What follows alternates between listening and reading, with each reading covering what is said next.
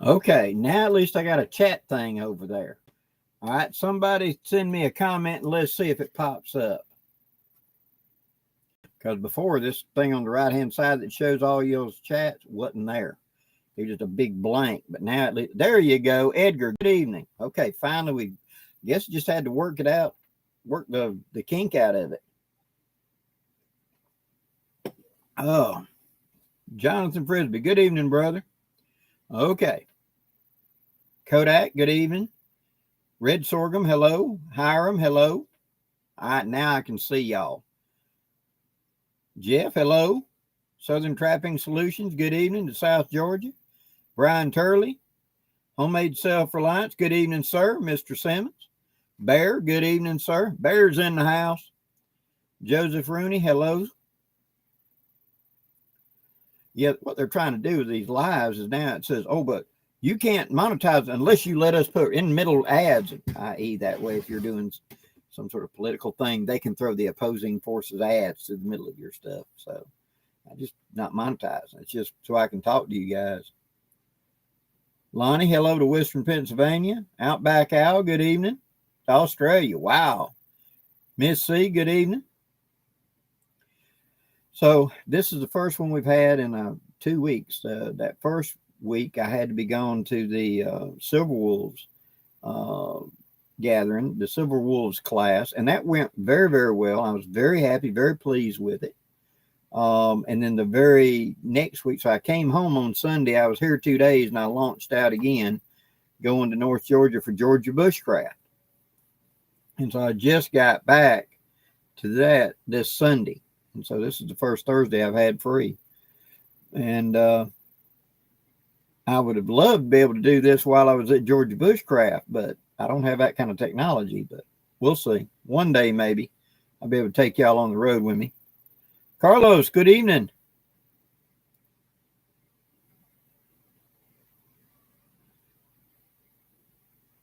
Hello there, Stacy.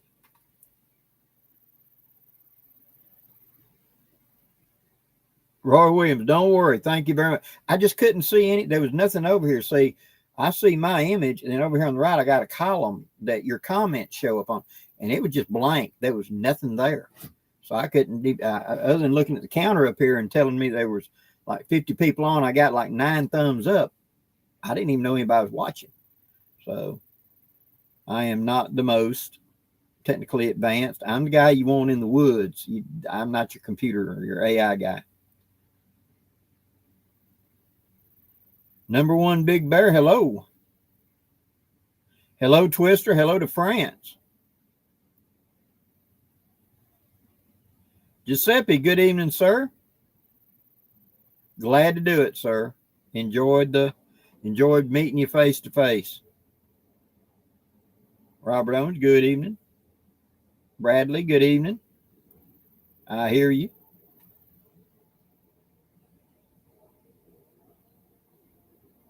So, what everybody want to talk about tonight? Throw me something out there. Garen Getterloop, hello. Planet Wisconsin, good evening.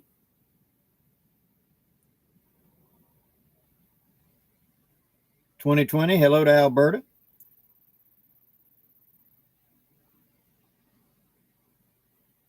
Cold weather camping. Yep.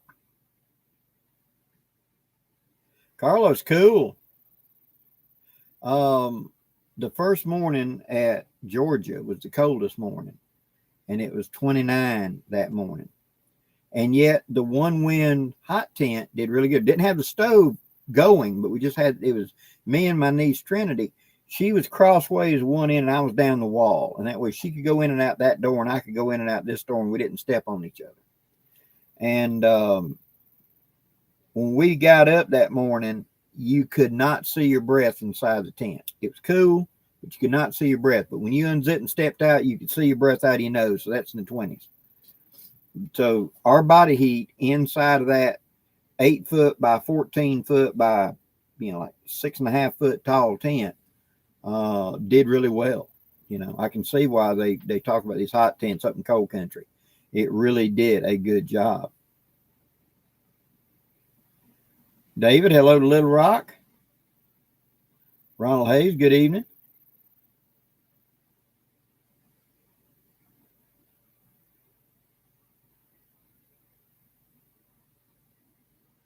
Giuseppe, yes. If you or some tight container, you can pre-shave it and then put it in some tight little container, because as it sits exposed, it will kind of dry out. That's the reason we normally leave it in a block and just shave it when we need it. But you can shave it in something, but it's got to be fairly tight, something that'll seal up well. Diane, good evening. Good. I'm glad you're happy with your poncho.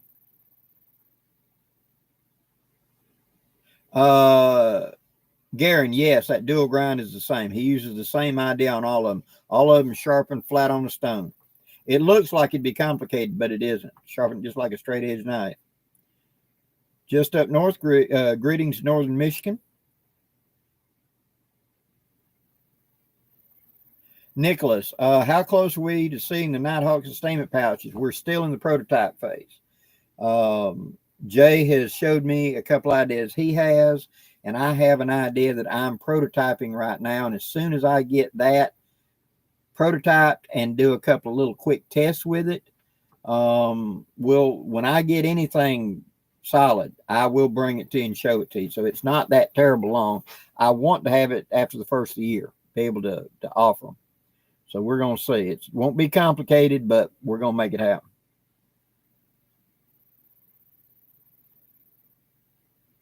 Roy Williams, I understand.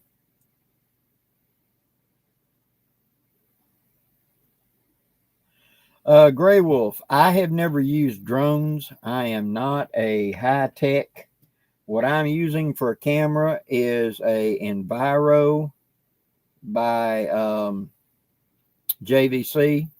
I got these off of Amazon used for like $50 a piece. And it's basically the same as a Sony Handycam today. But that's what I use for all of my videos. Okay, let me catch back up. Here we go. Carlos, good evening. Centel, hello, big fan of your videos. Any tips for canteen baking? Yeah, you want to, especially if you want to bake like a biscuit or something sweet or something in it, elevate it off the coals well. And what I like to do is use it like a portable pan. Put it in the heat, get it good and warm, and then pull it off into a lower coal. So you put a thermal layer into it. So you add heat, really too much heat. And then that's because your mixing is cool. So it's got to saturate that cup and then start saturating in. So I normally will put it into hot for like a minute, minute and a half, and then I'll move it over to slow coals. So that I've kind of imparted a heat layer into it. And now I'm just adding to it as a slow trickle, and you won't burn nearly as much, but it also will not dry out. If you do it just slow, straight, slow, what happens is the outer edge starts drying out before the middle gets fully cooked. So you got to kind of throw a little too much heat to begin with and then soften it down. At least in my experience, that's the way I've done it, and it seems to work the best. Planet Wisconsin, what do you use for winter gloves? I have a pair of those Arctic mitts in extreme conditions, but most time I use like a hunting set, something like that. Neoprene type's what we need down here. Our temperatures are very humid, even for being cold, so you got a lot of moisture content. But that's all I need down here. Edgar, using a canteen cup to bake stuff. Brian, good evening. Oh boy, yeah. Red Sorghum, have you ever camped with an Army shelter aft tent? I did in the Army. Boy, was it fun. It was the winter of Fort Sill, Oklahoma. We didn't have any of the modern fancy stuff. I have. And actually, I like to take one and modify it so it opens up and becomes a Willeen. One of my favorite canoe camping tents is a pup tent where I slice the front where it opens up as a front awning. So I got the two side vestibules, but that main body section comes out on the two poles of its own and becomes a Willeen. But I have camped in one many times, and they work good in the winter as long as you put a small candle or something in it and seal it up around the edges with leaves. They're actually a fairly warm tent. In fact, today we did a video with Bear talking about camping in a pup tent. It'll be coming out Sunday, the Always 42. And the answer is 42. Carlos, could you briefly, Blakey, could you briefly talk about layering for winter camping? Yes. I prefer to start with something really thin and really slick against my skin. Silk, if you can get it. If not, some sort of really thin, like running suit, or even the thin nylon base layer of long underwear. On top of that, I want a thicker layer that's got a lot of holes in it, like a woven or a polypro type, because I want the moisture to come away from my skin. That slicky type will allow my legs to move in easily, where that more bulky long handles won't drag on your legs. I want it slick, so I got freedom of movement. I also want any perspiration to go on through into that second layer, not stay up against my skin. So this allows it to breathe. Under Armour is that kind of layer. Then I want like polypro on that. If I need additional, I'll put a second layer of polypro on. And then on top of that, I want a layer again that's kind of slick, something movable. I have in extreme cases put on my rain jacket and rain pants, and then over that put my jacket and my outer pants on, because I have two layers that move slickly together. That keeps freedom of movement. Then I have a layer that's going to trap the warm air I'm generating. And then on top of that, I've got some sort of thermal barrier, so it's like a windbreak. It keeps the wind from blowing that away from me. That's one of the things, like those great big, think of it, the big sweaters like the woolly pulleys.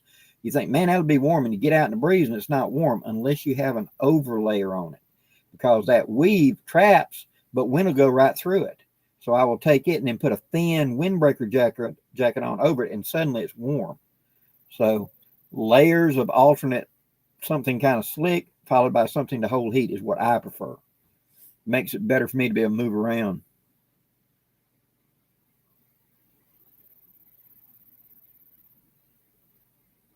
Oh yeah. Hawks, found your channel about 2 weeks ago through Dave. Made a few ridge lines and wood toggles based off of it.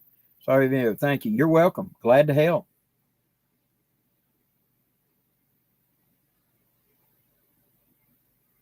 You got it, Jonathan. The answer is 42. The meaning of life, the universe, and everything.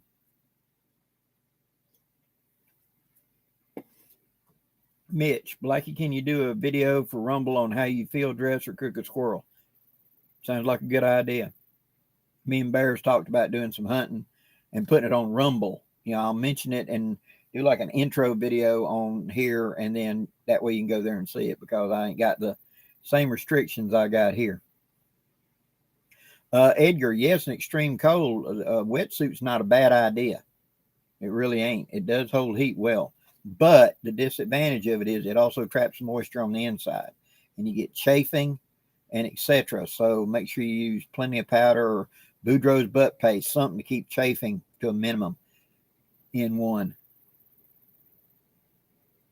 Brian, what's the best for ground insulation? Something that is waterproof and at least an inch thick. A lot of times I'd put a layer of leaf, like I've showed in a not terrible long ago video. If I'd take a poncho and turn it into a leaf tick, and then get on top of that with my main sleeping stuff, because if I get myself physically up off the ground where some sort of warm air barrier could be, you know, leaves or whatever, I'll be a lot warmer and a lot more comfortable. So, Centel Jr., yes, I have used a buddy burner. In fact, when I was driving a truck in the wintertime, I would carry a metal coffee can with a roll of toilet paper in it, and I used 90% alcohol in it. And that was an emergency burner where I could put 2 tent stakes across the can to give me a gap, and I'd sit me a pot up there and heat up water or whatever on the side of the road if I had to.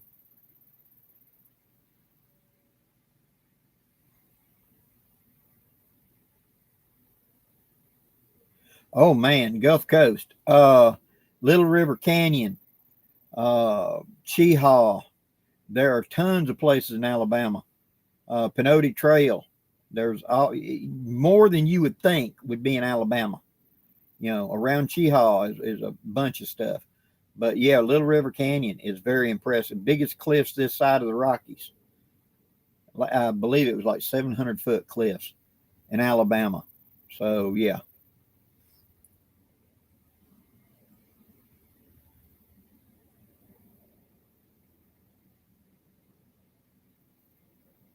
Yes, gray wolf, correct. One of those Arctic overwhites is a wind block. That's the big thing.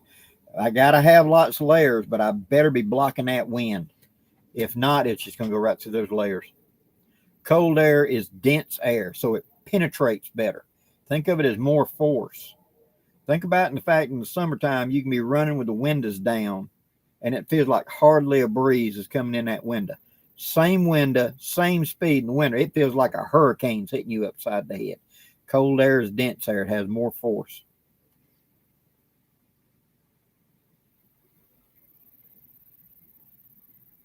Twister, Rumble, it's an alternate video platform that they don't have the same restrictions that we have on YouTube.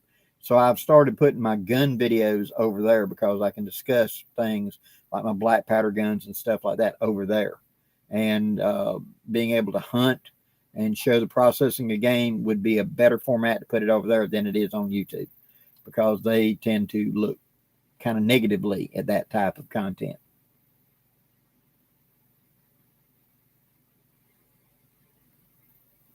Oh, I'm sorry about that, Twister.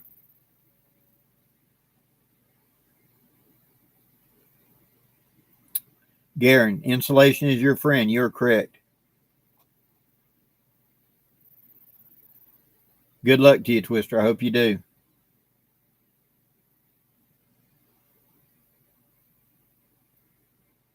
Edgar, I thought it would be too tight for chafing. You would think, but actually it's because your skin starts getting wet from perspiration. And then that rubber wants to do that rather than going with it. It starts rubbing against you. And it's kind of like it starts out like a carpet burn and it just gets worse. I had a wetsuit top and I was going up to Minnesota and we was going to be doing something in blowing nasty weather. And so I put that on, figuring out it'd be dry. I did. But by the end of that 3 hours running a wrench underneath my armpits were just about bloody where it had rubbed me. But, you know, you got a multi-million-dollar radar, and we've got to bolt this, and today's the day, and it's got to be bolted together because we're putting the radome together to go around the radar. And they don't care you're cold. They don't care you're bleeding. Is the radar done? And so both of my armpits, I could do like that, and it was just a bloody streak in both armpits from it, about that wide. I rode back to Bama like this a lot.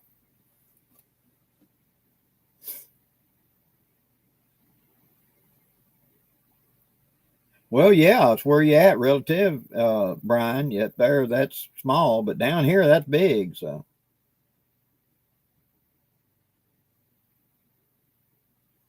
ooh, Charles, yeah, that's the only thing I really got to get is air mattresses. If they go down, you ain't got nothing but a piece of vinyl.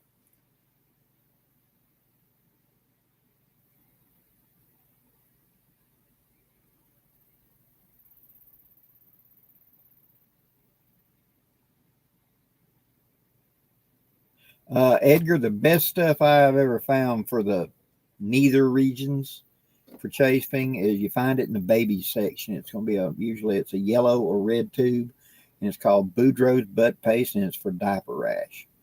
And it is the by far the best thing I've ever found. Also, for those of you that are really sensitive to poison oak, poison ivy, poison sumac, one of them people that just walks by and you break out, get some. A good friend of mine is very, very allergic.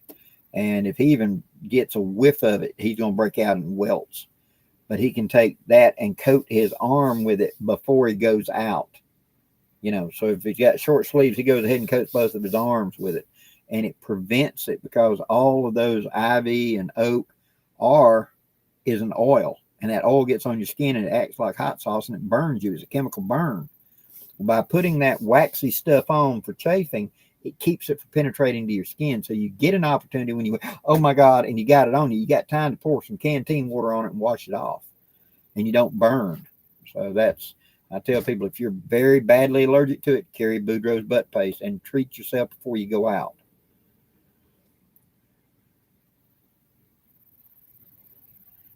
Sentinel, what are some of the best camping foods you like? I'm a big fan of, we're talking about me cooking, instant mashed potatoes, rice. I'm also a big fan of tuna snacks, things like that. Beans and stuff. We're going to be in a camp for a while where I can rehydrate them. Grits, of course. Eggs carry well as long as you put them in something they're going to be protected from crushing. Canned meats like hams and things like that. If we're going to be here for a day or two, where it's worth it, where I can cook it enough to feed 2, 3 people, or if it's wintertime where I can afford to cook it and it's just cold enough I ain't got to worry about it. I'm in a refrigerator, so to speak, and then reheat it later. So those are some of my favorite take along cooking foods. Good evening, Miss Pam.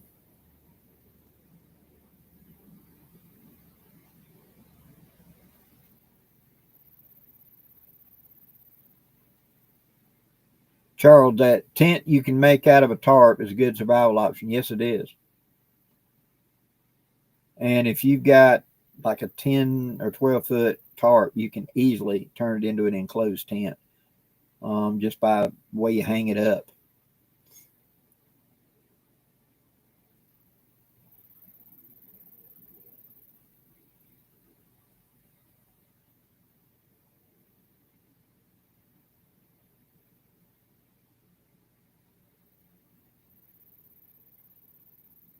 Yeah, you scrub right after you're exposed and scrub, you can get it off your skin or greatly lessen it. But honestly, it depends on how allergic you are to it, just how your body, because for the first, I think it's 30 minutes, it's you're actually reacting to the chemical burn. After that, it's your body's natural system reacting to the burn. So it stops being that material and it's just your body overreacting to the burn. That's the reason my friend gets these big old huge welts and everything. His immune system goes nuts. And it really is, he's doing more damage to himself than the actual burn did. So another reason to carry Benadryl when you're that kind of person, to slow down that reaction. Yes, it does. Karen, excuse me, Karen. Yeah. Cornstarch will help as well. Used to everybody said talcum powder and stuff, but now we know today don't use that. Planet Wisconsin. What is the coldest temperature you've ever experienced? 40 or 50 below, and that was on Mount Washington, up there in New England at the weather station. It was 40 degrees at the top of the mountain. When I got to the top of the mountain, it was 30 or about 40 something, 40 to 50 degrees below zero. And that wind up there. It's pretty impressive.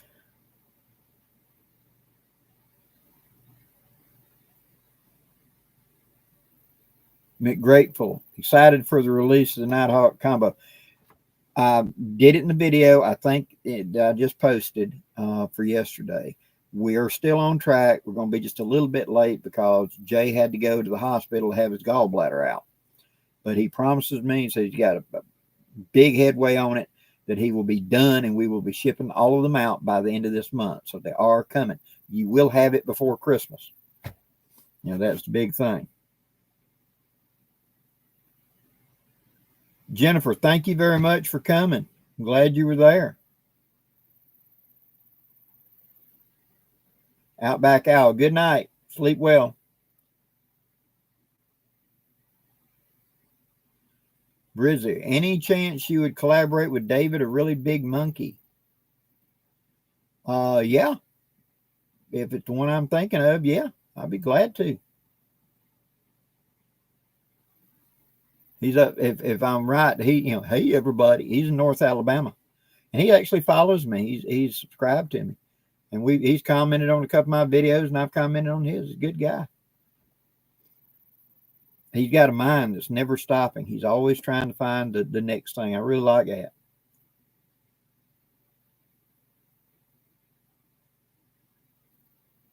that. Edgar, you know how to survive negative 40 B inside. Amen. It was not a fun day.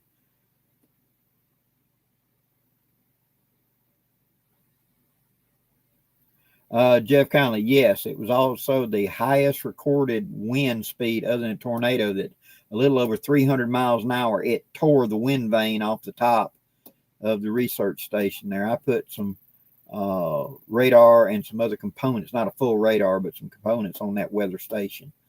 Back when I was working for Enterprise Electronics in the 80s, that's when I was driving a truck. My job was to deliver the radar units and assemble and things like that. And I had to go up there to Mount Washington and put that up.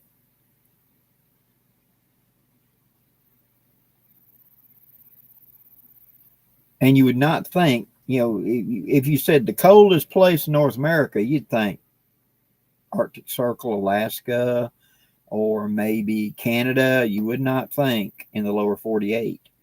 But it's really, they have high winds. It's where a couple of different mountain ranges are coming to a valley. And right here sits that mountain. And so it's like you're funneling 2 states worth of weather through a little bitty gap. And that's reading it. They get pushing real hard, and that's what the wind goes up. The cold air comes down. That's reason that temperature drops so much. It's actually blowing so fast this way, it sucks cold air down from great altitude, where it might be 50 or 60 below 10,000 or 160,000 feet up. It'll pull that cold air down to ground level, and it's just ridiculous.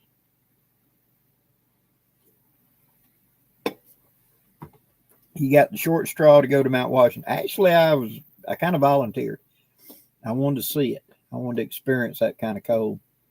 When I got to the bottom and they said you had to call up to the top, and I talked to the guy up there, and he said, turn your heater on wide open, come up.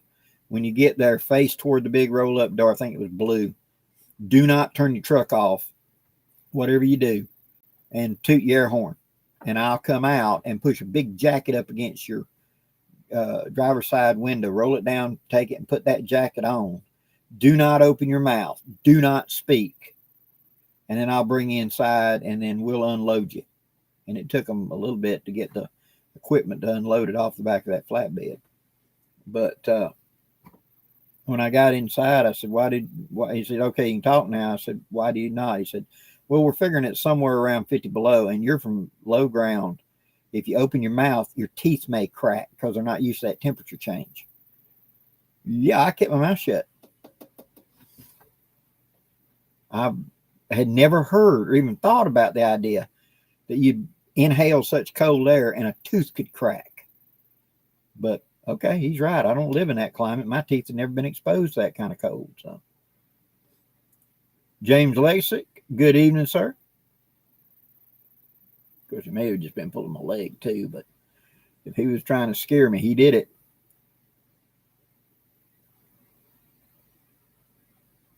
Lonnie, I have not heard about that, but I hope they would. I hope they'd give y'all a and thank you for your service.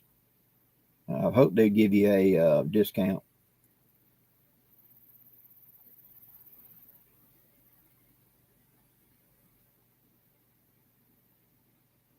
Garen, no, that's Denali is in the west. Mount Washington's actually in the east. It's one of the New England states. I want to say it's New Hampshire, but I'm probably wrong.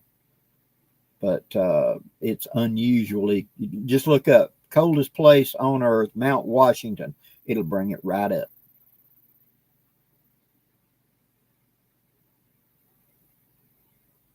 Yeah, that's what he told me, Jonathan. He said if you turn the truck off in 5 minutes, you won't be able to crank it. It will be so cold, it will not turn back over. The oil will get so thick, it can't even turn over. We'll have to roll it down the mountain.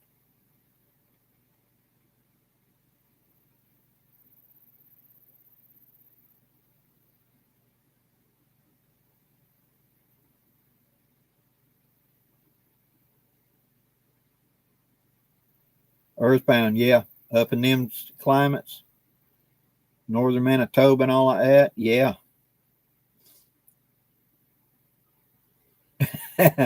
Yeah, you're right. He didn't want me to end up in an Icebreakers commercial.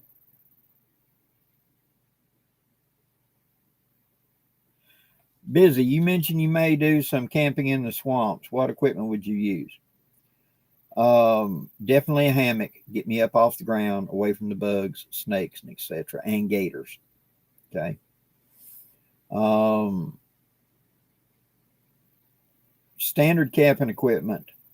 I'm definitely going to have snake boots or some sort of wading boot. I'm definitely going to have a nice big walking stick, and you always test in front of you. Never just step off. There can be holes there, and you'll go up to here in muck. Quicksand is a real thing. All it is where the water is coming up enough that it's as much water as it is sand. And it's solid, and this is where the spring head comes up, and you don't know it. So it's solid, and you sink to here like that. And then trying to get out, you're just digging more mud in. See?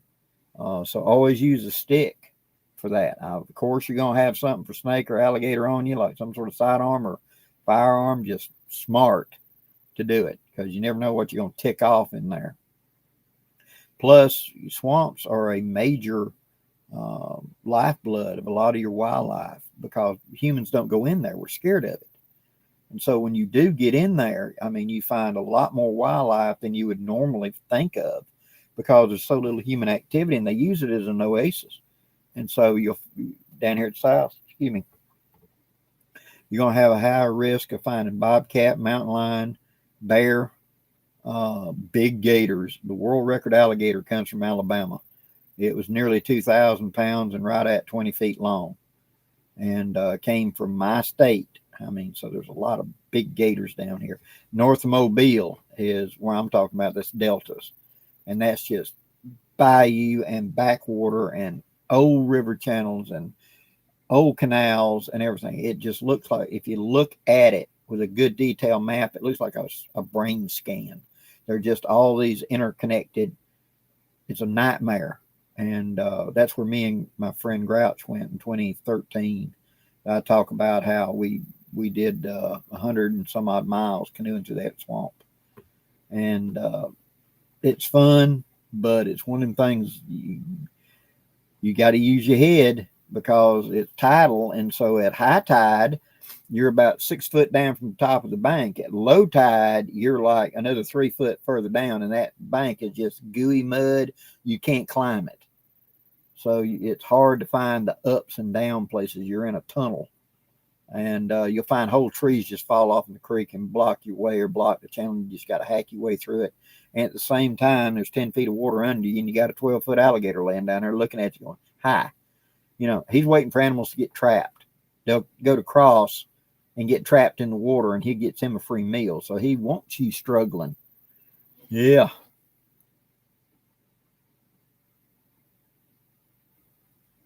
What kind of shelter would you build in a week to survive a -40 winter? A hogan. Dig into a dirt bank. Make a cabin in the ground and tunnel in. Would be, and then get a big supply of firewood. That's the only way I would try to survive that kind of cold. James Legend, where are you swamp camping, Blackie? North of Mobile in the Delta. Adam E. Blackie, can you shoot 45 jacketed bullets out of a black powder Ruger Old Army with a conversion cylinder? You're not supposed to, because the rifling is really set up for lead. And if you start shooting jacketed in it, you will dull the rifling and hurt accuracy very quickly. It's just simply the way the aggressiveness of the rifling is set up for lead bullets, which conform to it. And if you look at a modern gun like a 9mm, the rifling is very shallow in it for that jacketed ammo. And then you look at a black powder gun, it's deep. And you can shoot the jacketed ammo in it, and very quickly you'll get to where your best group is going to be that big, because you're wearing out the rifling very quickly. So stick with the just pure lead. And the conversion cylinders are great, but I wouldn't do it as a steady diet. Yeah, if you want to have something for self-defense, okay, but don't shoot it as a steady diet, because you'll hurt the rifling over time. How long? Anybody's guess. But I have seen somebody shooting jacketed bullets in a black powder revolver, and initially it gave really, really good accuracy. And then, well, thank you very much. And then not long afterwards, the group started getting bigger and bigger. And when he tried to go back to lead, they were all over the place. It was drunk bumblebees just going everywhere. And you look down the barrel and you could visually see the rifling had dulled down. So that you're just wearing out the bore. Planet, Wisconsin. Yep, 20-foot gator. Look it up. World record alligator, Alabama. They'll show you the picture. They're picking it up with a forklift. He's like that broad across his back. I bet he made some sandwiches. Edgar, are those three-sided A-frame cabins with a fire to the front good? They can be, yes. If you got a good fire going in the front and you don't have wind blowing the smoke directly in, they can be a very warm type of camp. Common Sense Karen, good evening.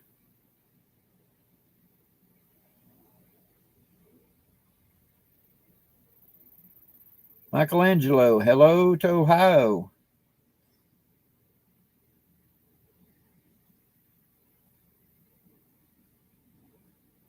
Blackie, do you wear rubber boots in the swamps? Usually, yes. But I always get them oversized so I can kick them off if I have to swim. You don't want to go swimming, but if you do, you want to be as unencumbered as possible quickly.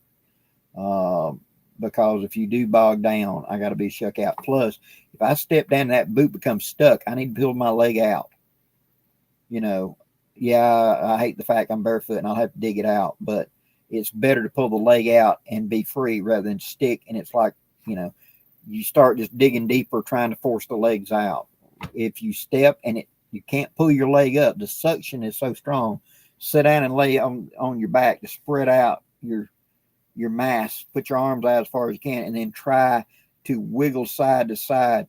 Push down one side with the other leg, kind of push mud under. So lift up, push, and that scoots mud under, and you can pull your leg back out. It's very, very tiring. Been there, done that. Don't like to do it. But, yeah. Jennifer, you say you can't find Mr. Simmons' channel.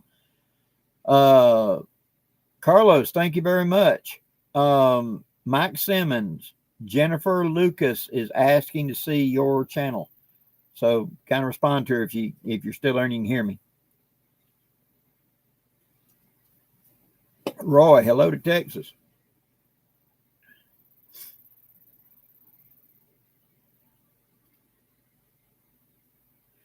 Video feed went blurry. Is it just me? Is it still blurry?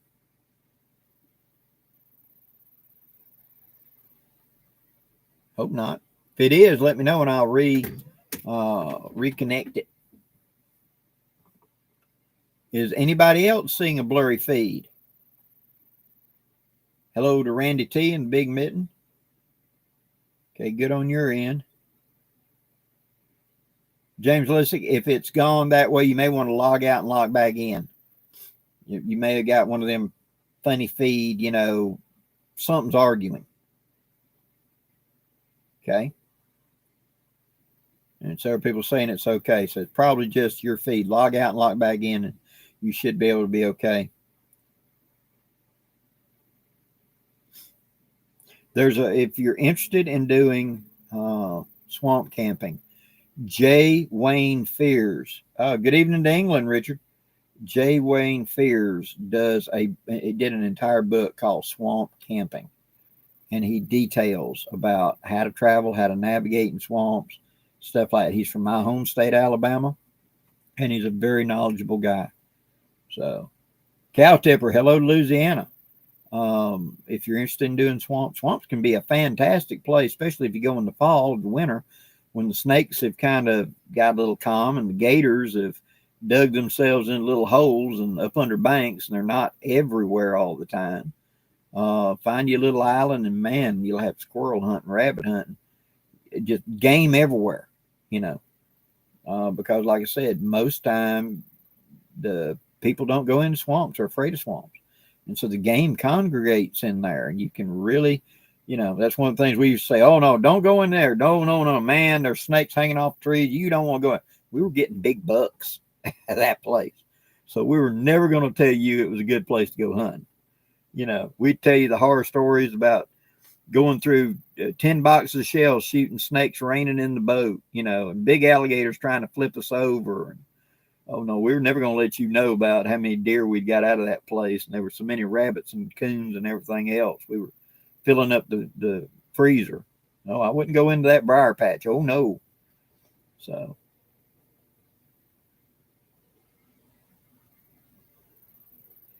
Will Route, how do you like the 28 gauge? I like the 28 gauge. I don't have a lot of use for it because I grew up on a 20. And I can say that it was probably my late teens before I ever even knew such a gauge was available.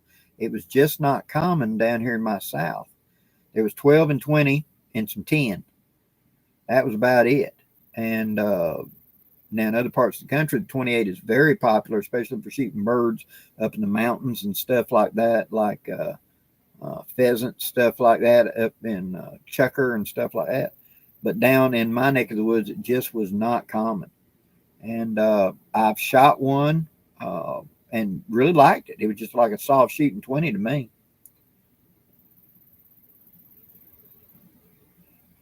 Gordon, 11 gauge muzzleloading shotgun. I've seen one that was percussion. Does anyone make a flintlock? The Indian made double barrels does come in a flintlock.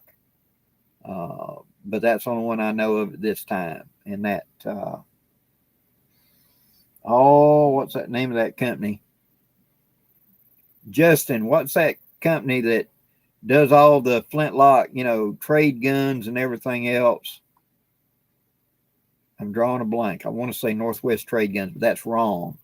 But they import out of India, and you have to drill your own touch hole. Other than that, but they do make a double barrel 10 gauge. Actually, it's 11.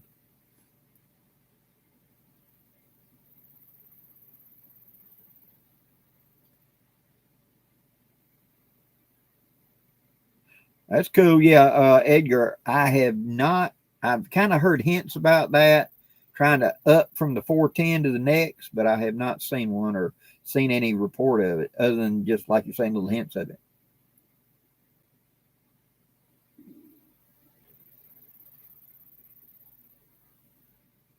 No, Verdi, you saw deer and now they've changed.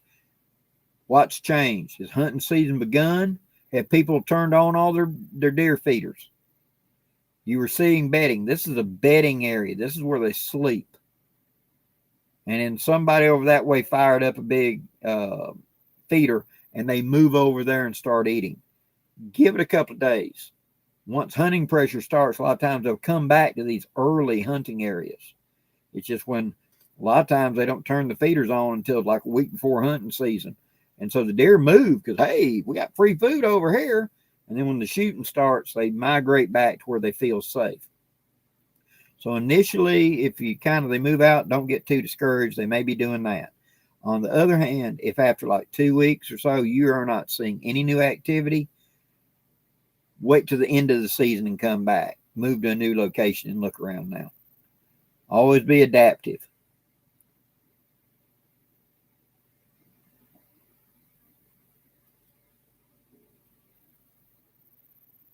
That's it. Thank you, Bear. Military Arms.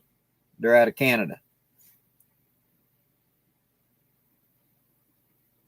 Yes, Pam, I saw that. That guy got that huge, had it on the thing. It was supposed to be the biggest one caught thus far. I tell you how you get rid of the pythons and anacondas and the Everglades. Just point out that, chicken tastes just like python and them. That's 500 pounds of python is 500 pounds of chicken. Which is the biggest snake? Well, we're talking weight or length, because the Burmese python can be up to 21 feet, but the anaconda can be up to 500 pounds. So which bigger are we talking about?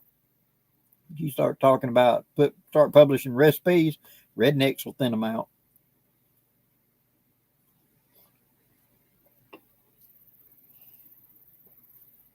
Yeah, 16 gauge, it was a real good gauge, but it's been kind of rendered beyond obsolete because now a 3-inch 20 will do anything a 16 gauge would do.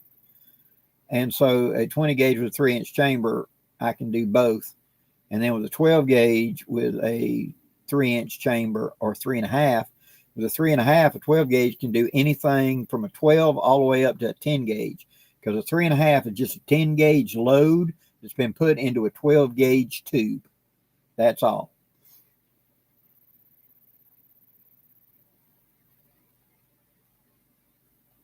Oh yeah, Pam, the iguana cook, but you're down in the area where they fall out of trees in the winter. So, Steve Kingsbury, thank you, sir. Glad you made it. Randy T, yes, sir, they are. They are. Look, they did the run in summer. This is the biggest we're going to have. So if you're hunting musket caps or percussion caps, get some now, because the price is only going to go up, because only made so many, and they've already quit making for the year. Now they're back to making primers, and it'll be next June before they start making more caps. So I've got 1,000. And so if anybody, if you're looking, I suggest you get out there and find them now.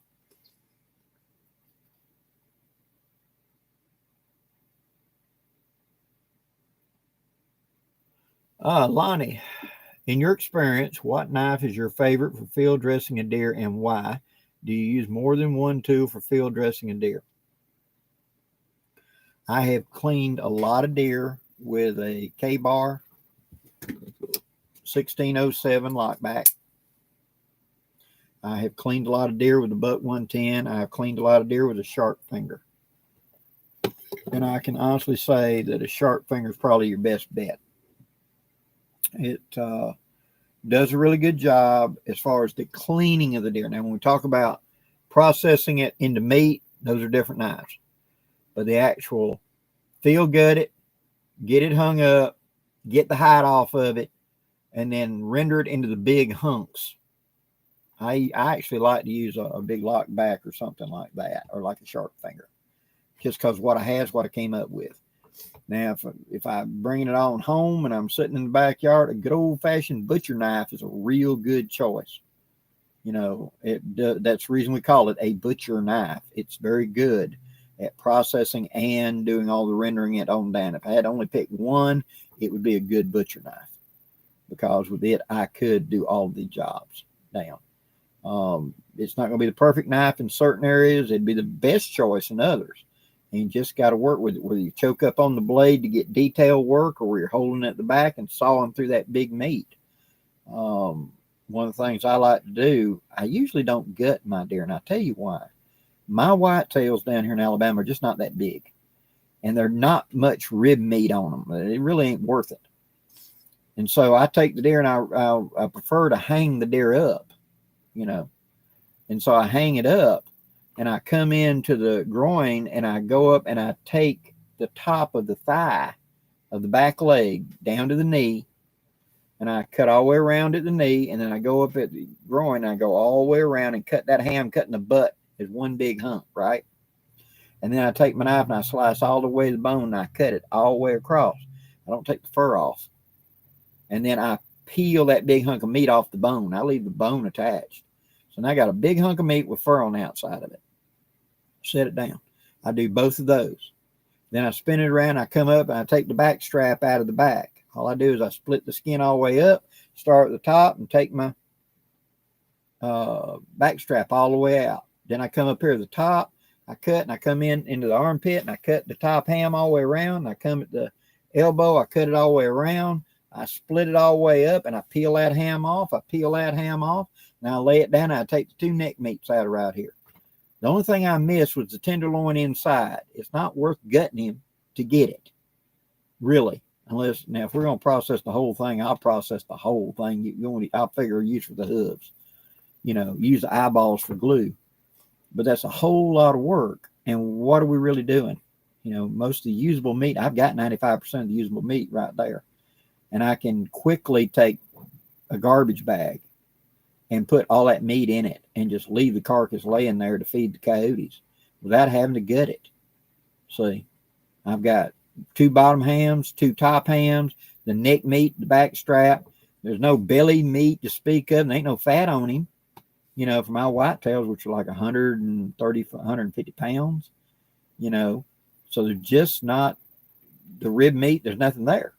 You know, when we fully process one, we would save the rib meat and stuff for the dogs.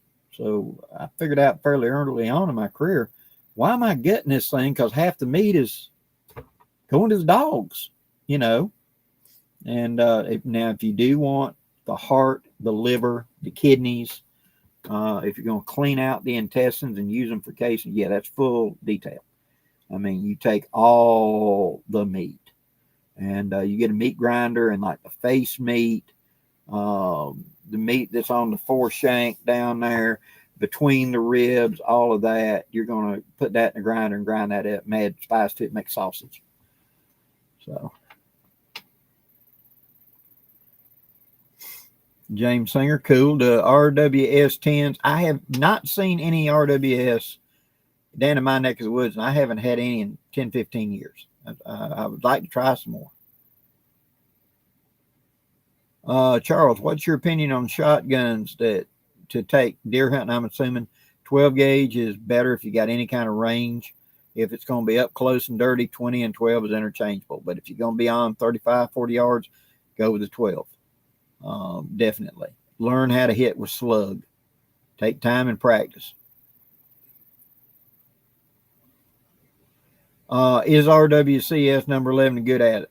I believe they are. They're good, if not a little bit cleaner. From the reports I've heard from many people using them, they said they're actually a little bit cleaner than the CCIs.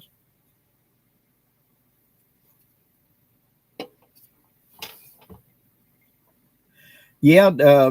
So what? The inner tenders are the best. They are the best, but in my whitetails, they're only that long. It's like a big hot dog, you know. And I got to do all them guts to get that. It's an extra 30 minutes. But if I am going to fully process and I am getting all the internal organs, then yeah, we just go ahead and take all of it. And the first one I cleaned with me and my wife, it was a doe that we got. And I hung up the tree out here, and I spent 3 hours. When I got done, there was bone. That was it. I sawed the bone in half, took the wire, and gouged the marrow out of the bone, and put that in a thing for making flavoring and seasoning. The only thing that went in the garden was a couple of hunks of bone. That was it. The hide got processed. Internal organs got used for one thing or another.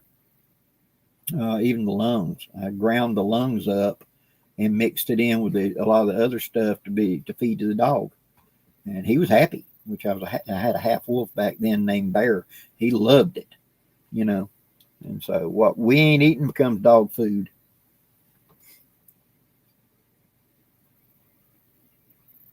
Yeah, Gordon, you got to cut the heart. That was usually the thing we'd eat in the hunter's camp. We'd use our muzzleloaders and we'd take one as we would feel gut it and then save the heart. And then we'd make stew meat out of the heart that night. We'd cut it up into small pieces and put it in a stew pot. It's good. It's just a little chewy. And so you got to cook it.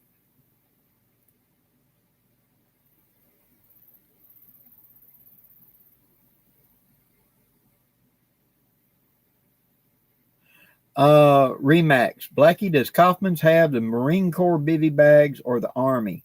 The Marines is coyote and has netting as opposed to the old camo without the netting. The only thing that I have seen thus far is I have seen the Woodland and the Air Force Army ACU, this pattern. I have not seen the one with a net bivy cover yet. But now give them a call and ask. They may have some that I don't know about.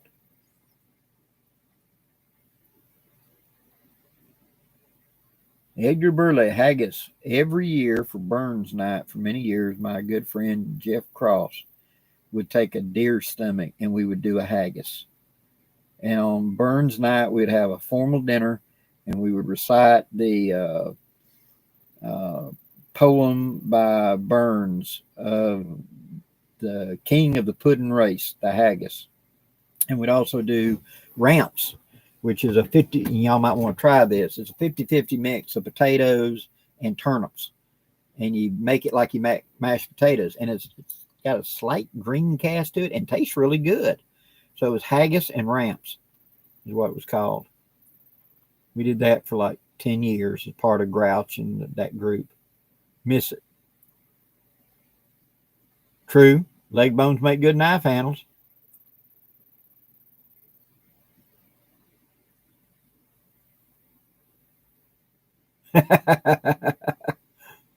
Gotcha.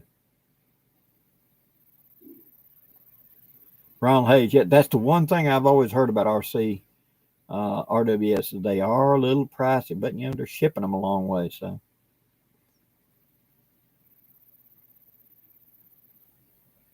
you got to wonder that it's really kind of amazing when you think about it, that here we are in modern times and we're talking about percussion caps. I mean, you're talking about an ignition source from 200 years ago, because it was in the 1820s it really took off. So here we are in the 2000s. So an ignition system from 200 years ago. And we're also talking about flintlocks, which are been around for 600 years. So it's rather amazing in our modern times with our wing bang, flashy electronics that we're still talking about such a primitive type of percussion system or flintlock system. But we enjoy the challenge.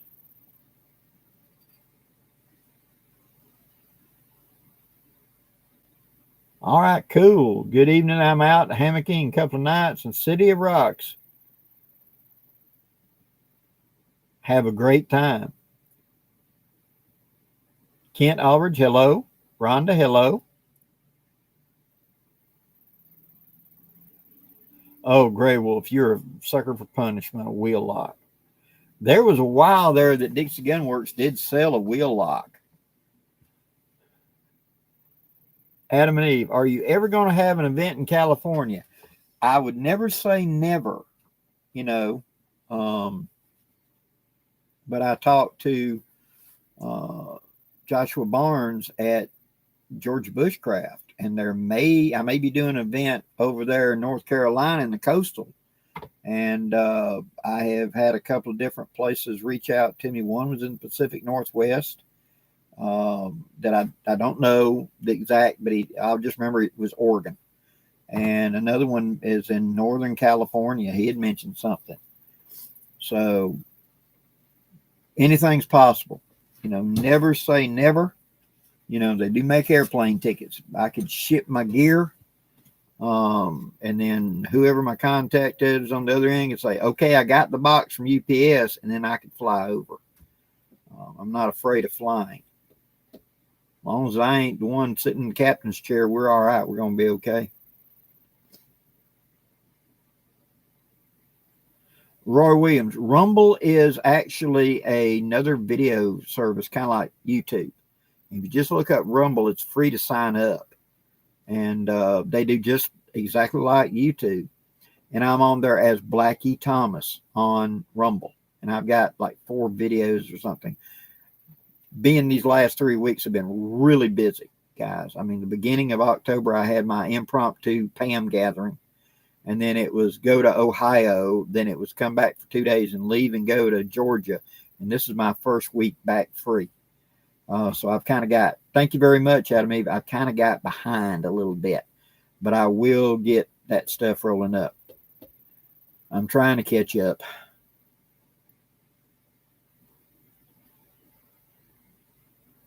All right, Mr. Pink's in the house. Hello, my brother. How are you doing, brother?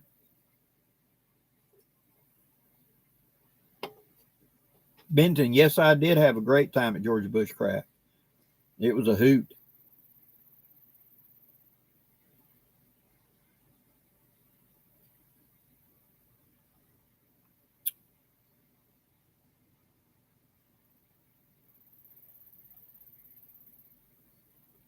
Robin, hello to Cincinnati, Ohio. Number 1, Big Bear, do you have any experience with anything called a Faraday cage? Yes. It's set up around to protect electronic devices from atmospheric discharges. It also can be charged and wipe any computer trying to go through it. When I was doing my stuff back in the 80s, there were certain agencies that had Faraday cages at all openings to guarantee you couldn't walk out the door with anything classified. It would fright the minute you try to take it out of the door. So I'm familiar with them. I don't have one, but I am familiar with them.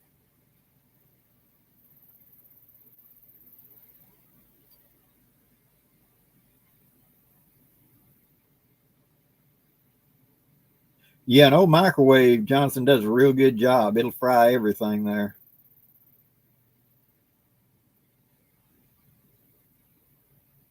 Well, Jasper, thank you very much.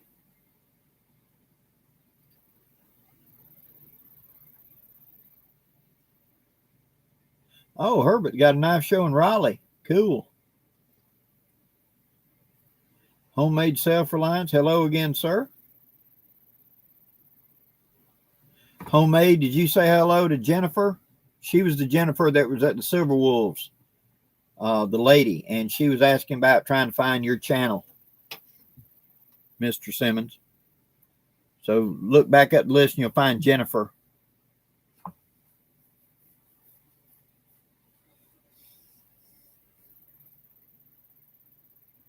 Yeah, Buckeye 80, they did. NEF did, but it was basically just a plugged shotgun, but it worked. Chamber insert in the back, where they did it permanently or not. They did work okay. You know, that was the Huntsman 58.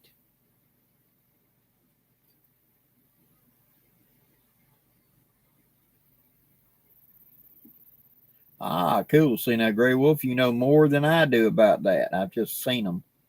And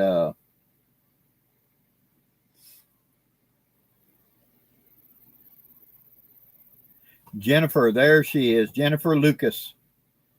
So, Mr. Simmons right there, Jennifer Lucas. I'm hoping I'm pronouncing your name correct, ma'am. But she's the one that want to know where your channel is and, you know, fuel the fires, all your stuff, you guys' stuff.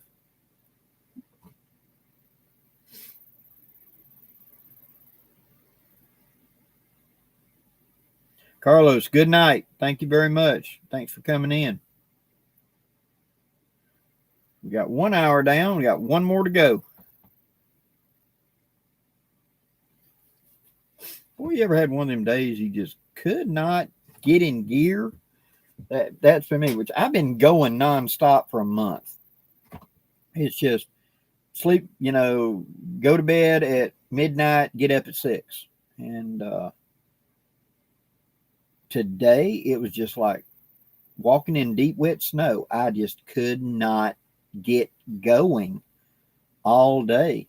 And I told the wife, I said, you don't wake me up in the morning. I'm just going to see how long I need to sleep. I might need to sleep 10 hours and get caught back up. We'll see. I'm really good at running long term on short sleep, but I am in my 60s now, and so I might just need a rest bit. You know what I mean? We shall see.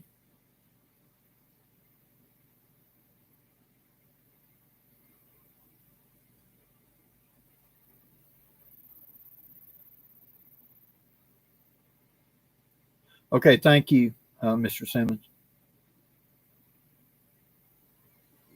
Buckeye, yeah, 22 caliber will do really good for that. When you look at the velocity of a 22 caliber air gun, the good ones, and it says it's like 900 feet per second. A 22 short is usually 800 feet per second or less. So you're already beating a 22 short. And for up close work, a 22 short works fine for rabbits and squirrels. And it's quiet too. And so a 10 of, I think it was 500 rounds. It's been a while since I bought, guys. But I think a 10 was like $8 for 500 rounds to go into a 22 caliber single pump air rifle. And you had the same power as a 22 short. So yeah, popping squirrels out of pecan trees, getting the rabbit bunnies out of the back garden and things. It works pretty well. Gun adapters, hello, how you doing? Hope all is going well in Montana.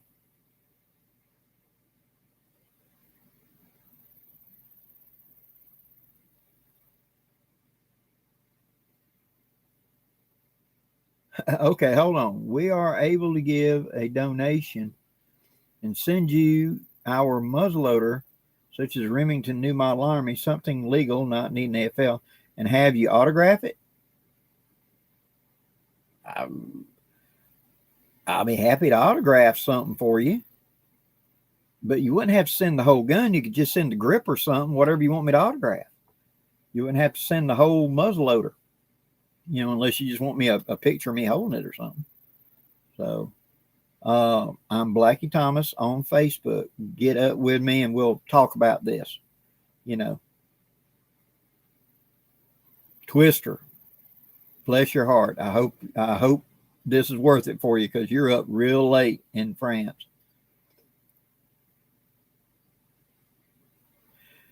Gray Wolf, them old Benjamins seem to last forever, don't they? I had an old gentleman I was acquainted with that he had a Benjamin air gun that he had for 22 years. And he used it to take the squirrels out of his pecan trees.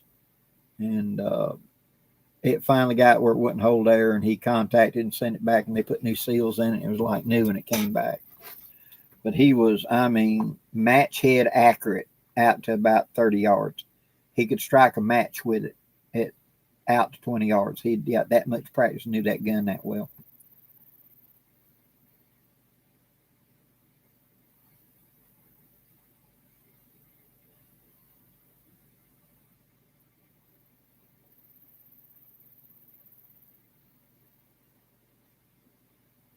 Well, Rootsland. Okay. Thank you very much.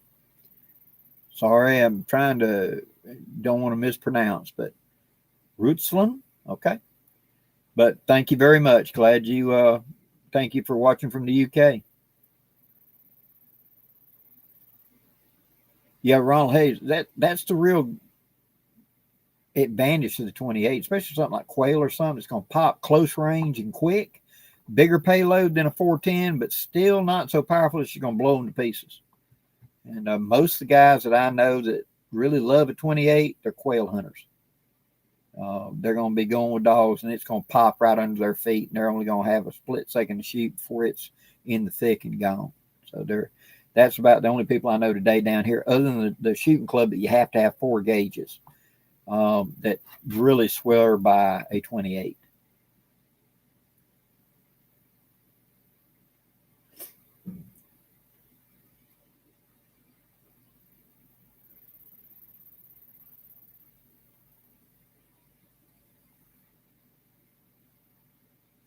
Yeah, Buckeye, exactly. Where pheasants, especially in the mountainous regions and stuff, where you got a lot of up and down, where it's going to pop right at your feet, and if you don't shoot it now, it's gone. You're not going to get it. That's where I understand a lot of the 28 sales go. I had never heard of a 28 gauge Remington 1100, but I had a manager that did have one. And was a shock to me. I didn't know Remington ever made one in 28.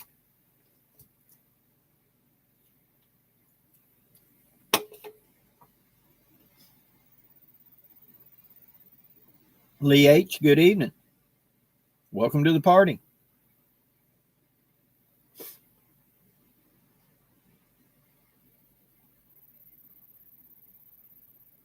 There actually is a 32 gauge too. But I have seen a 32 gauge shell, but it's been a long time. But there is a 14 gauge shell as well. I know India used a lot of 14 gauges. There's a lot of British stuff that's 14 gauge. Then we have the 16, then we got the 12, then you got the 10, and then you've got the 8 and the 4. And the only thing that I know that's still in America in the 8 is for shooting slag. It's a double barrel they use in foundries for shooting clinkers and stuff inside of a blast furnace. They can shoot and it just melt right in. So I know there was a company called October Country several years ago that was offering double barrel 8 gauges. But you can't hunt with them. You can't hunt with anything in North America larger than 10 gauge. So I guess you just had to have the biggest gun on the block, but not that everybody wants to go hunting with their 50 caliber Barnett Light 50, but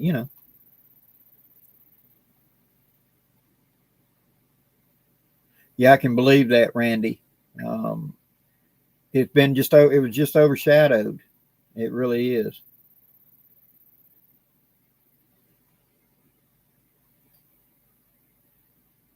Oh yeah, the shot shell trick of pushing the tent stakes in. That's a palm saver, boy. I got so tired of trying to push those stakes in them cutting my hand. And I got to remember taking an awl and trying to shove it. And there is a palm saver for that. And I looked around and thought, hey, a shotgun shell. And I had that 20 gauge and it worked just fine. And in fact, my little kit I got over there that's in an old cleaning U.S. Army cleaning rod set for an M16. I've got tent stakes and I got that shotgun shell in there just so I got something to push into hard ground. Mr. Kennedy, good evening, sir.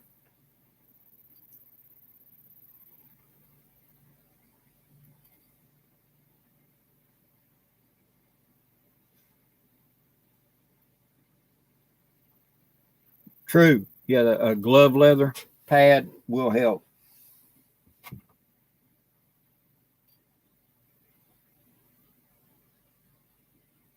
Oh yeah, Benton, exactly.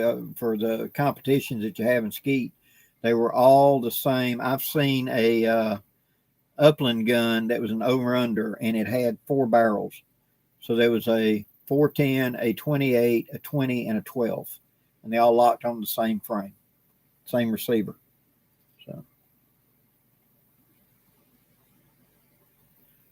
it's actually we're supposed to John, we're supposed to have a little bit of rain run through this weekend, and then it'll clear back up. I'm planning on going out to the lake next weekend. Friend of mine's coming up from Florida, and we're going to camp out at the lake. So come on out. You know, Bushcraft with the preacher. Thank you very much. God bless you and have a good night. David Rosenberg, good evening. Oh, yeah. John, you got to go to Kaufman's. They're open from 10 to 3 on Saturdays now. So just to let you know. Yeah, Buckeye 80, the old punt guns. Yeah. It was more like artillery than anything else. Oh, yeah. UK's got tons of rain.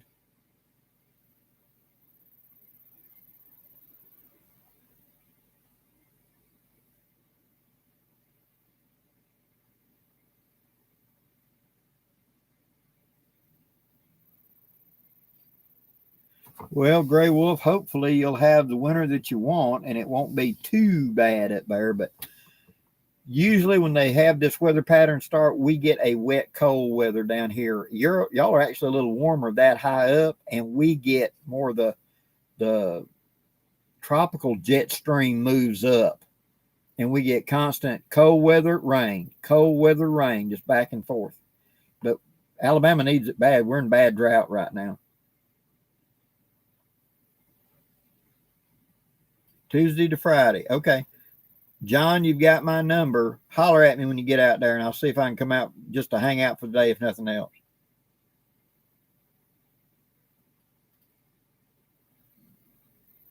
All right, Bear. Good night. Thanks for dropping by.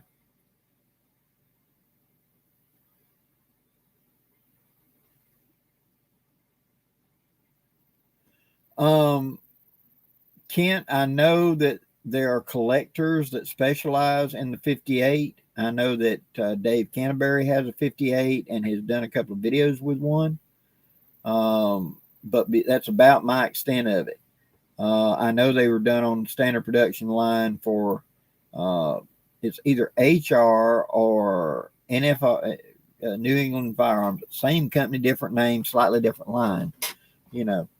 But there's bound to be some. I know they're being collected because they don't make H&Rs anymore, or that other one, and so because of that they're going up in price.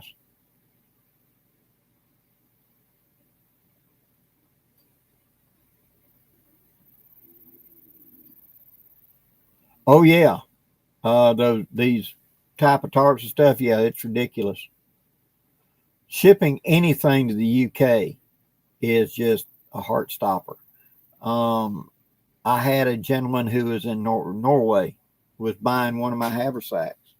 And between the time when he bought the haversack and it was time to ship, his government changed some stuff. And so when I got there and looked up, it was $75 to ship it, plus a $25 import fee, plus. And it came like $153 to ship it. You know, and I contacted him and said, I'm refunding you money. You know, my bag's not worth that money. And he understood. I said, but just wasn't me, it was your government. That all these things got to be added to it, whether you like it or not. So shipping to the UK is similar. You go to send, I shipped a book one time, just a hardbound book, a single book, and it was $74 to ship it to England. It's ridiculous.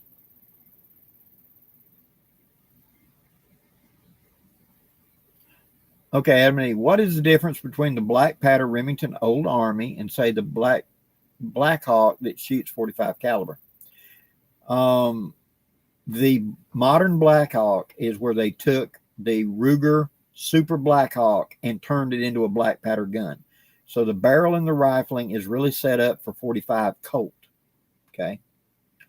On the other hand, the Remington black powder is the original historic design.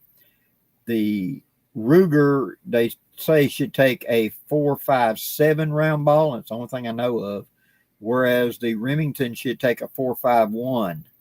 So it's slight difference in size, although I found if it fits snug and it cuts a ring, it works either way.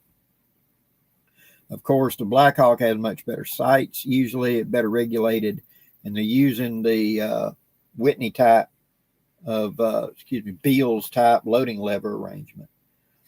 And a coil spring, where the Remington has the old flat spring inside of it.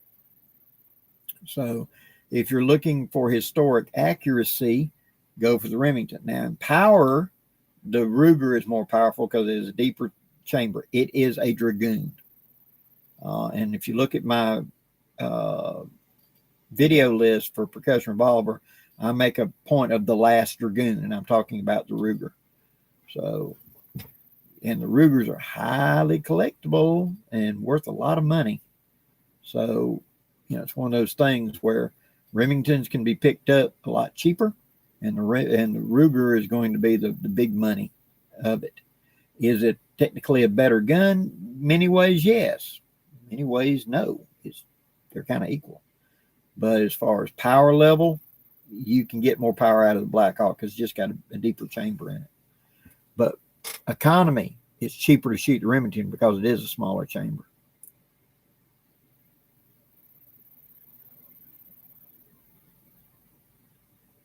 Oh, yeah.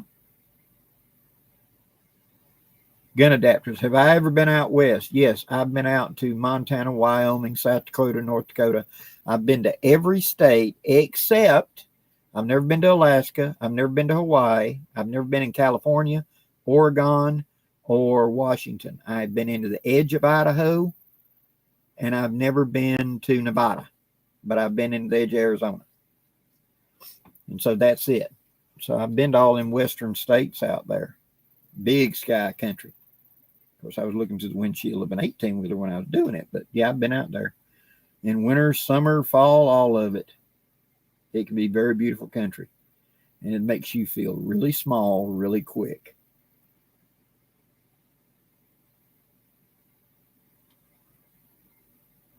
Edgar, I've done a couple of videos, and I may do more videos now that I've started posting over on Rumble, my gun videos. And I've got a couple of friends who have Rugers that I may be able to do more stuff because of that. See? Because I can post more of the gun videos on Rumble and not run afoul of the YouTube algorithm.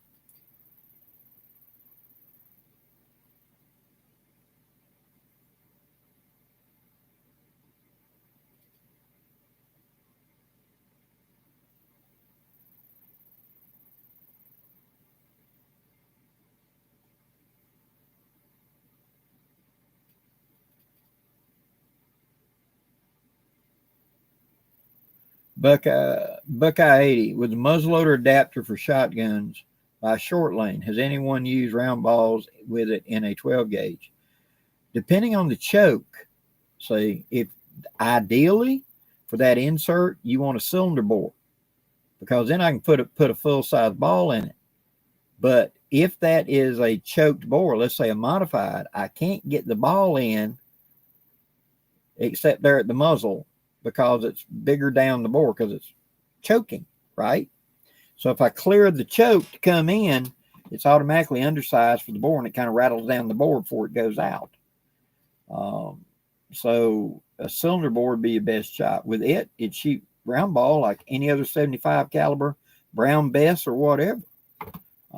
But a choked barrel makes it difficult. And if it's got a screw-in choke, that's even better. You can unscrew it and put in a cylinder bore, and you're in the money. And then when I want to do something else, but I haven't seen, a combo like that other than you just happen to have an H&R with a screw-in barrel or an NEF, and you get the Short Lane adapter and plug it in. But that's the thing you got to think about is that into the barrel. What can I put in that's not going to just rattle down the barrel below that?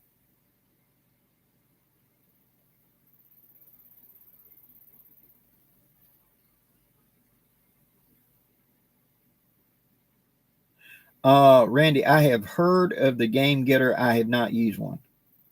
But I know what you're talking about.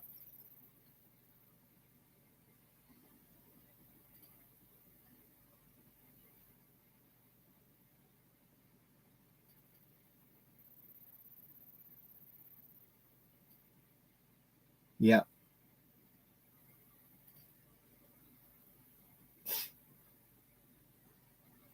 We would load round ball into a standard 12 gauge shell, and we would use a 69 caliber round ball meant for a French Charleville musket 690. We would then paper wrap it. Just take a strip of paper about a ½ inch wide and just roll the ball and roll it up. And that's what we put into the actual shell.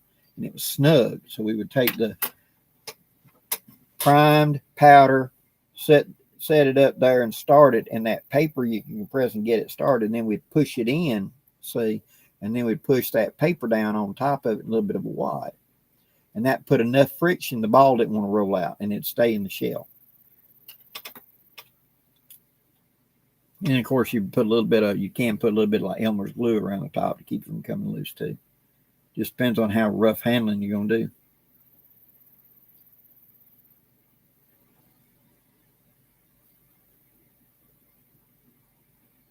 No, Ken, I don't drive over the road anymore. I came off the road 90. And I don't call into XM radio. So just lucky he sounds like me.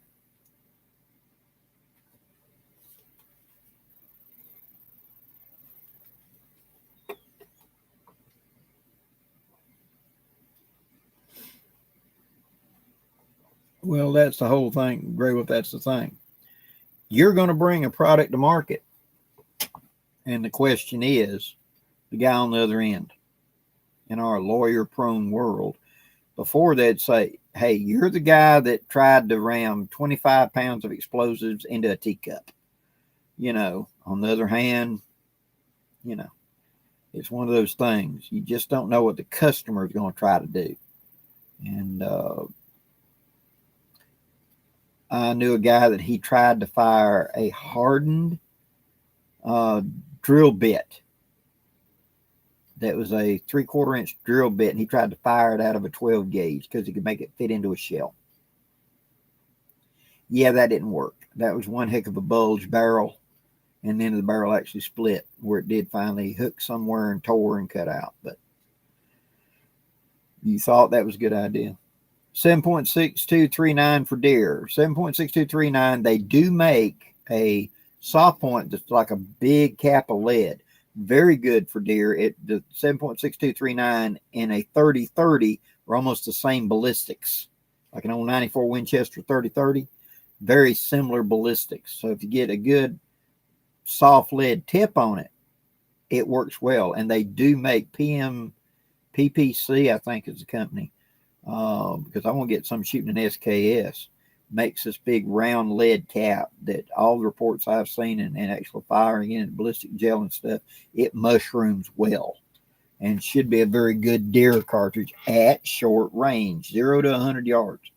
It's never going to be a long range cartridge. But the 7.6239,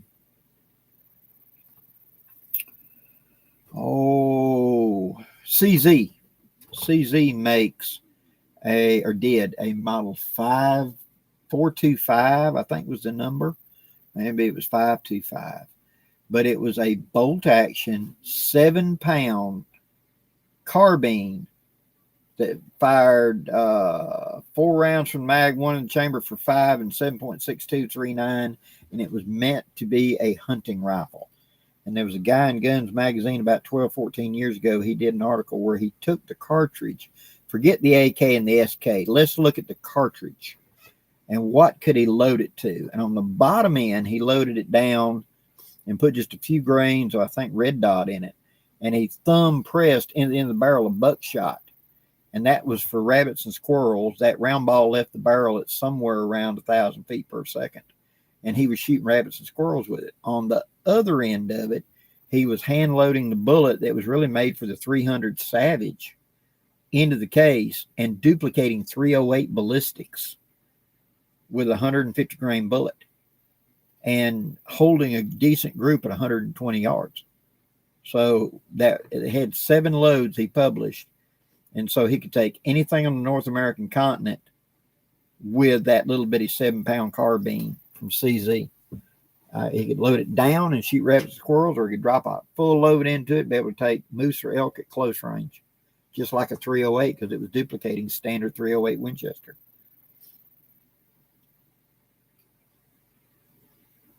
Okay, last question for me. Is the barrel weaker in the Ruger Black Powder Old Army versus the Blackhawk? No, it's the same barrel. The rifling was a little different because they put deeper rifling like I talked about. But as far as that, the steel and all, no. And if you read the publication when Ruger brought that gun out, they said in print that they filled that percussion chamber with modern smokeless powder and shot it, and it didn't blow up. Not once, but 100 times. They were trying to blow the gun up. And they determined that you would have to be an extreme idiot to bust that gun. And they did that in publication, which I think was stupid, because you're just challenging somebody to try that. But it's a modern smokeless gun that's been made to shoot percussion. So yeah, if you drop a conversion cylinder in it, you basically got a 45 Colt. But again, that rifling is set up for lead. So if you try to use the jacketed stuff, it's going to wear out the rifling. If you stick with lead 45 Colt, you've got one heck of a gun. It'll handle anything you can stuff in it. I wouldn't go 4.54 Casull ballistics, but any listed reasonable 45 Colt load would do just fine, because the cylinder and the barrel is set for that. It's just a 45 Colt with a different cylinder in it.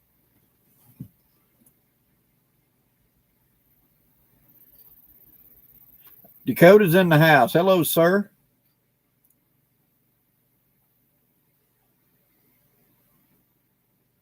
Wow, Kent, I hear you. Shipping in Canada, shipping across everywhere is just getting ridiculous. It's like they don't want us to ship or get anything, ain't it?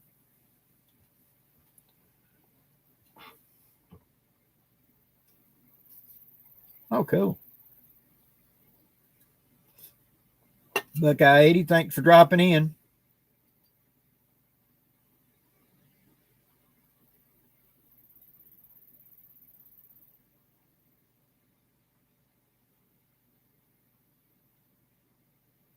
Gray Wolf, true. When you go to copper and lead back and forth, that copper fouling is a thing. And lead doesn't like to slide on copper. It will slide on steel. but it wants to gall on copper. And so you get leading on top of the copper. So, yes, it does. James, Ruger's quite often it will list the Ruger Black Hawk or the Super Black Hawk or the Ruger Old Army specifically because it can function at such a higher power level.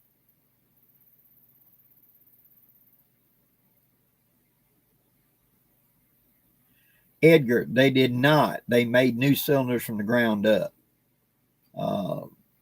So it wasn't that way because that was the thing we thought of back in the day. Hey, if I've got a Ruger, can I just get me a drop-in cylinder, order a standard 45 Colt cylinder and drop into it? It was a lot different than that. The ratchet was different on the back end. So if you took the commercial 45 Colt Ruger cylinder, it would not fit into the percussion gun. You couldn't retrovert it back into being a 45 Colt. So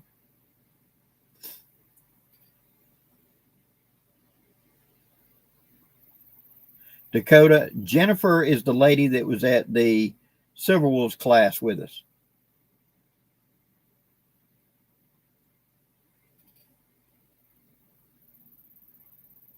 And for a while there, Giuseppe was there, who was our last student that left.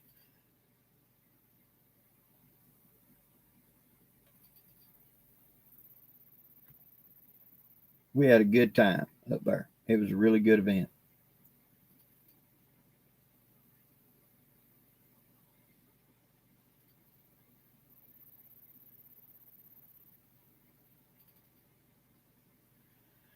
Edgar, I was still talking about hot loaded 39 in a bolt gun. You can do anything a 308 will do to it. It's one of them things where you've got a good case. It functions well as long as you use modern powder that can get the pressure within your threshold. But thankfully, 30 caliber bullets are available for many different kinds of guns. And so, like I said, the 300 Savage bullet is what he chose to load because if you got a standard 308 bullet, the cantilever is in the wrong place and it makes it overall length too long. But the one for the 300 Savage, they move that cantilever further up. And so it's stuck further down in the case. And so it gave you the correct overall length.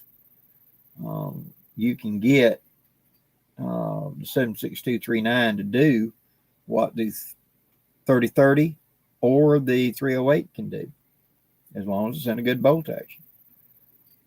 Which I've even seen taking a SKS and dropping the gas piston out of it. So it becomes a straight pull bolt action. And where you pull the trigger and you got to reach up and rock it, it doesn't unlock. And in fact, in doing some target work before, I've done that to catch the brass rather than throwing off into the stars over yonder. Is I've dropped an SKS down where it was a bolt action, so I could each time extract the brass and see because I was working up a load. Garen, have you ever seen or heard of a suppressed black powder revolver? The black powder fouling would very quickly plug up a silencer. They did experiment with such things back in the Old West. And they would work for a couple of shots. But after that, the fouling would simply plug it up. So, yeah, there was such development. In fact, it was the advent of smokeless that kind of reinvigorated that idea. In fact, I believe that it was in one of the Sherlock Holmes books. They talked about a silencer. That was in the black powder era, when he was writing those books. So there was such a thing. Just how'd it work? Question.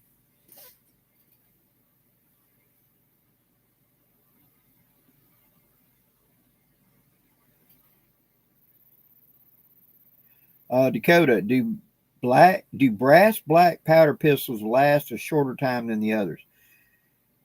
In the past, it made a huge difference. Today, with the quality controls they got, you're going to get years and years of service out of a brass. Eventually, yes, if we're talking about the rest of your life, the brass will eventually shoot loose. But how many tens of thousands of rounds is that?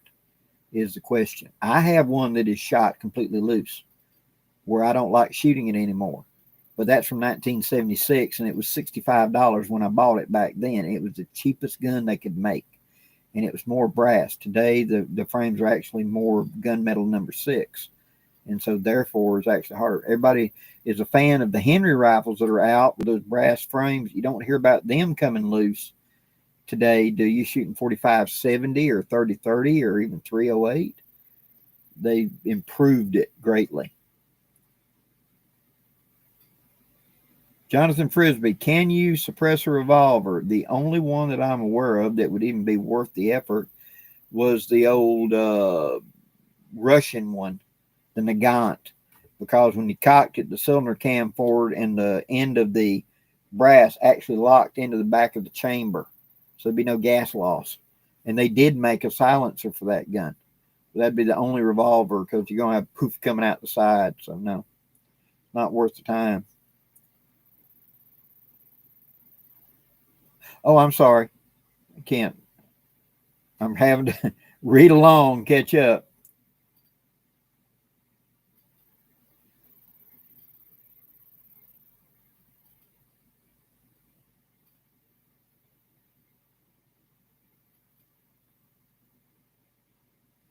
Yeah, that's correct, James Singer. The Nagant, 7.62 Nagant.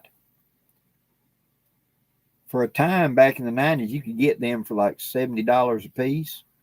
And 100 rounds of ammo was $17. Oh, for back in the day. Gordon, I just wish lever actions were under 1,000. You and me both, brother.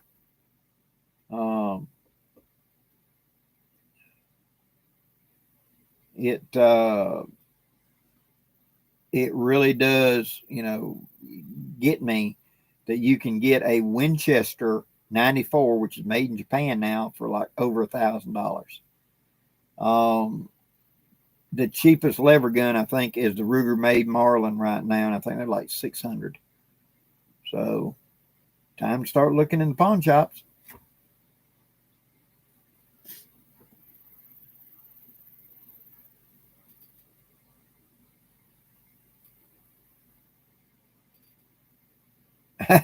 Dakota. Oh boy. The time to look for lever actions is in February, because quite often the lever actions is the first gun. So you got it when you're 16, you hunted with it till you're 19. Now you want you a Remington 700 or a Ruger or whatever, and you want to get rid of this old lever gun, and they show up in the pawn shops. That's the time to look for them. Robert Nixon, is there a cost for your gathering next spring? For the gathering, no, it's free. For the Silver Wolves class on that first weekend, yes, there will be a cost for that, and that will be announced later. Probably around Christmas time, I'll announce that. Ronald Hayes, good night.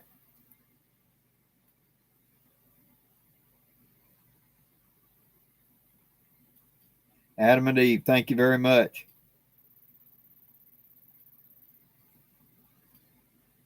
Randy, them used Marlins can be very good guns.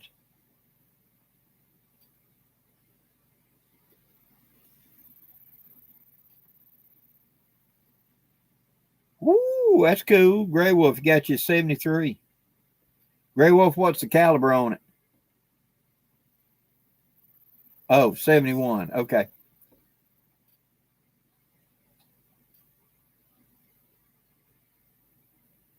.348. Yep. Man, you know how many cartridges are made with .348? That when you look at the book of conversions, where I'm going to take this to make this some sort of antique or whatever, that .348 is almost a 50 cal, and it next down. And when I made 50 caliber cadet, I had got a Egyptian Remington rolling block. God, it had a wore out bore. They'd been sold to Egypt in about 1880, and they came in the country for $125 a piece to be wall hangers.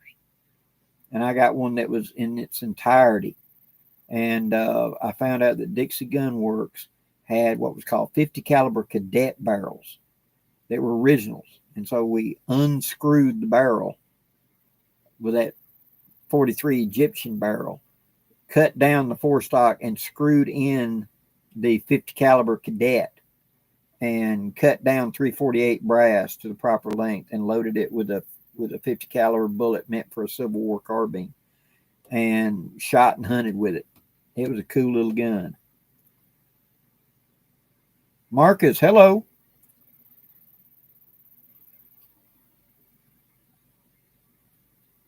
Have you seen the Bond Arms Rowdy in 410, 45? Yes. I'm still not sold too much on them little 2-barrel Derringers because the shotgun just ain't got enough barrel. It just flies. Yes, point blank, yeah, for snake. I see that. But in the 45 Colt, just not enough to stabilize it too much. Point, shoot, up, close, card table ranges, yeah. But them things are fairly hefty, you know.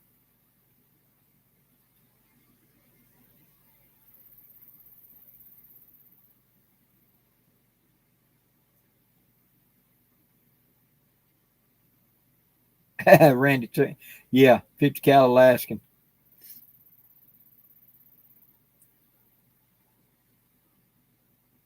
Correct. Yeah, you can blow out through because it's basically it starts out as a 50 cal case and they taper it down. That's what we did when we fire formed to make the 50 caliber cadet.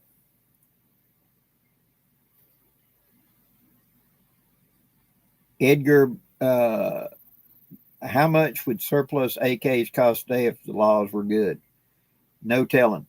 Right now, the way the world is, probably pretty expensive. But I can remember in the 90s when you could buy an SKS and the Cosmoline for $65 a piece. And I think at that time you could get AKs for like $260. Good luck finding anything less than $500 these days.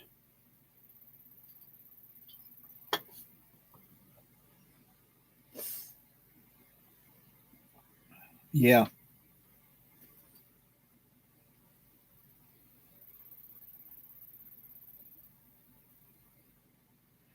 Yeah, that Bond Arms 4570. You need barrel to burn the powder for such a big cartridge. And so it will not generate the velocity.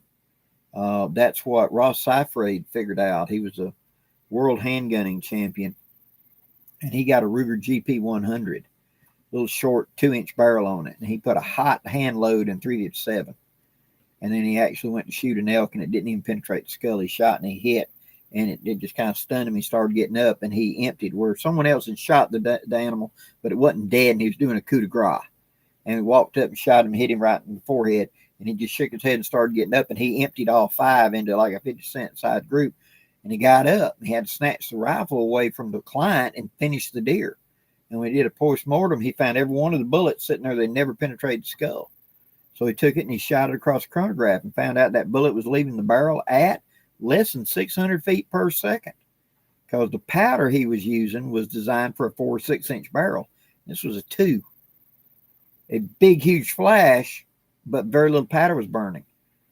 The 9mm outperformed the 357 and the 38 in that 2-inch barrel because the powder used in that little case would burn and get higher velocity.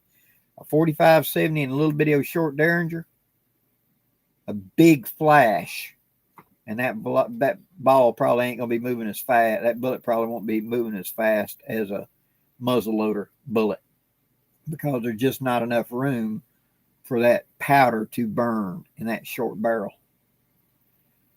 Takes a sheepdog. Howdy. Yes, you're correct. Gray Wolf, he did. He was one of my favorite writers for a lot of years on Handloader magazine.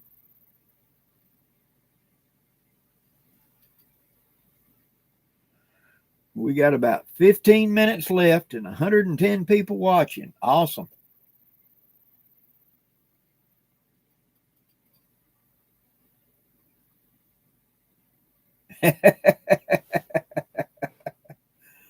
Oh, doesn't matter how old you are, it's how well you hang with the pack. I was the baby of the bunch when I started with the Red Wolves. You know, today they're in their 80s, all of them. They're 20, 25 years older than me. I was the baby of the bunch when I came into that group. I learned so much. If you're the smartest person in the room, you're in the wrong room. I surrounded myself with people who were very intelligent, very good at what they did. Grouch, McGowan, Force Recon, all that stuff. Don Davis, had worked with the Nuclear Regulatory Commission, had been somebody that worked with a nuclear reactor in a submarine. You know, everybody around me was somebody that it challenged me to keep up with them. That's how you grow. Get around people that challenge you to hang with them. Understand where they're going. Roy Williams, thank you very much. That's my job now as an old Silver Wolf, to pass on what I've learned. That's what all of this is. It ain't about ego. It ain't about money. Money is nice, but it ain't about it. It's about the next guy. Kent Albers, good night.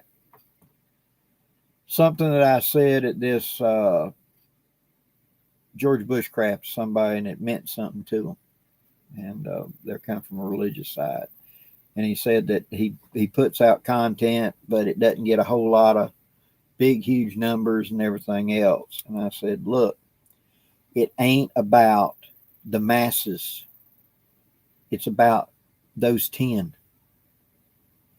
Those 10 people that what you just said opened a door and really made a difference. They went, oh, yeah. And there they went. You know, it's about the 10.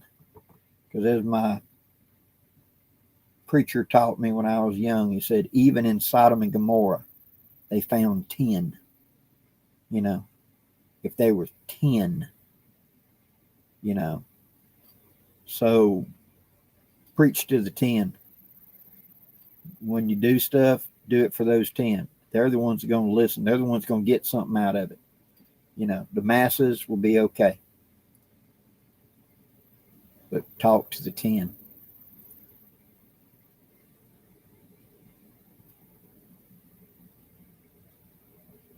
Robert, it was good to see you up there at the Silver Wolves. Glad that you're doing well. John Bentley, glad to do it.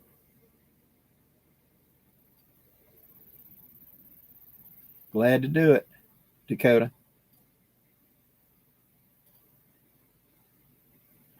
Well, guys, that's 1 hour and 47 minutes. I think we're going to call it good.